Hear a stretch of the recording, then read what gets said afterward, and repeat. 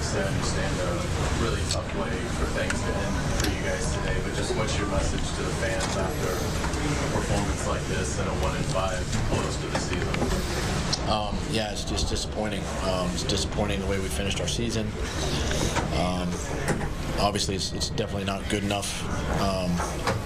Things start with me, and I got to make sure that, I'm holding myself accountable, and I'm doing all I can to, help our football team win on and off the football field, but just not good enough. What, in terms of run defense, were there some things today you can pinpoint that led to Henry and Spears having such good days? I mean, not until I really dive into the tape, but, obviously we had missed tackles again and some of the same self-inflicted, gap integrity rules, things like that. I would venture to say would show up today. But until we really dive into the tape, it's hard to, fully comment on that. The misses Trevor had, was that lack of practice time, you think, for the last few weeks, or anything that you can... I mean, it could be, it could be, but, those are obviously plays that he knows that he can make, and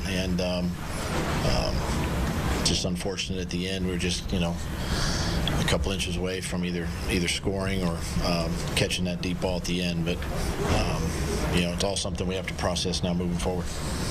The sequence on goal line, third one, the throw, and then the sneak. Are you hopeful that next year, that you guys can generate more of a push? It seems like short yardage was an issue all year. Yeah, those are all things that we'll have to take a look at this spring. I don't know if you addressed it already here, but ask about the field goal instead of the touchdown. Yeah, at that point, where it was in the game, the 3 points really didn't matter. You're going to need a touchdown at some point. So you get the touchdown, the 2 point right there, and you're back in the game. Doug, what are the emotions that you're feeling right now after that? I mean, me personally, is just I'm frustrated, I'm disappointed, I'm mad, angry. My heart hurts obviously for the players, coaches involved. They've worked their tails off, but today's game was sort of our season in a nutshell, really. The mistakes, the penalties, the turnovers, missed tackles. And those are all things that hurt us down the stretch. Is it more disappointment or more frustration? I think it's the disappointment, honestly. I know we're a good football team. I see it during the week and how the guys prepare. I got to look at why it doesn't show up on game day. And those are all things that I'll take a look at, in the coming weeks. But Josh said in there that the last 6 weeks felt like they were just looking for a spark, that they're just never able to find one. Do you kind of get that sense too? Because they seem to find it last year. Yeah, I think that's accurate. But the thing is, you can't sit around and wait for a spark. You got to be the spark, right? That's either me being it, or Josh being it, or Trevor being it, or something, and and then your team catches fire. And that's all part of learning how to win, learning how to do things right, repeatedly, week in and week out, and it's a long season, and I know there's going to be losses during the year. I mean, you're going to lose a game, you're going to lose a player, to injury and things like that, but it doesn't change, your attitude and your mentality towards trying to win games. What put into and I apologize if you've asked this, I don't know, Trevor stretching the arm out for their custody. Do you feel like he could, because of his length, that he could get there even though it was a full yard to go? Yeah, I mean, Trevor's trying to make a play. Obviously had success in the past on it. Just came up inches short, but can't fault him for trying to make a play. Was that the call play from the get-go, or is it something that he went to at the line because he saw something? He saw something. It wasn't the actual play call, but he saw something there, and he had an opportunity to sneak it. And with his length, usually that works. Coach, what was final question? All right, so the turn of events in Jacksonville. Nothing short of cataclysmic. You look at the percentage chances to make the playoffs. A near certainty at 8-3 after that close victory over the now division champion Houston Texans. 98% chance. Heck, coming into week 18, they still had a better than 3/4 chance to make it, but the chips fell as they may. And we ain't playing math. We're playing football.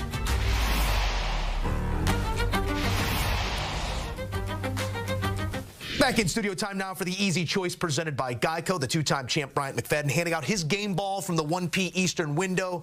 Mac, this was not one that had the performance that jumped off the page. You can go a couple different directions here. Who are you giving your game ball to? I'm a bit biased. I can care less. I'm going to show my bias right now. My easy choice is Derrick Henry. I understand New Orleans Saints fans. You're like, B-Mac, what are you talking about? Look at our quarterback, Carr. Yes, he had an outstanding day. 4 touchdowns over, 260, 280 or something like that. Unbelievable performance against a rival in the Atlanta Falcons. But for me, I got to go King Henry because of his performance. He was able to do us, the Pittsburgh Steelers, a nice favor, beating the Jacksonville Jaguars. His 153 yards, 1 touchdown. Get this, Joe, he almost averaged a first down per carry. 8.1 was his rushing average today, and could be his last performance there for the Tennessee Titans organization. So shouts out to Derrick Henry and the entire Titans organization. We are so forever thankful. Could it be one last game ball for Derrick Henry as a Titan? We don't know if it's the last, but it's another one from our guy B-Mac. Plenty more coverage coming on of this season. On November 26th, the Jags, they were 8-3, 98% chance to make the playoffs, 91% chance to win the South. And here they come up empty. Vacation in Duval.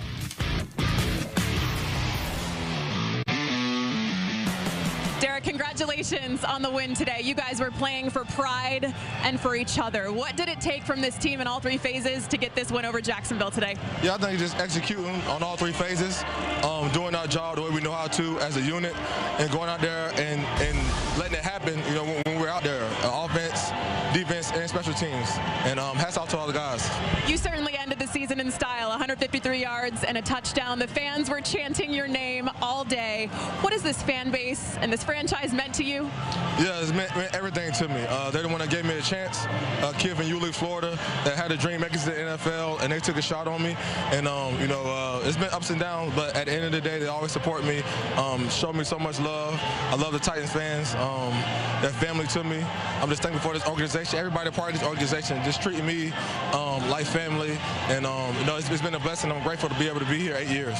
Yeah, if this is indeed your last game in a Titans uniform, what does it mean to you just to go out with a win like this with your teammates? Yeah, definitely. We all just talked about finishing strong, and what better way to finish it with a team I grew up watching. You know, from right down the street in Yulee, Florida.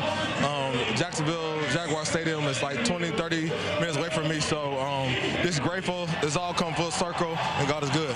Enjoy this one, Derrick. Thank you. Thank you. Appreciate it. A reflective Derrick Henry as the future is uncertain, but you find yourself in this sort of company as he surpasses Earl Campbell. Prior weeks had surpassed Eddie George for the most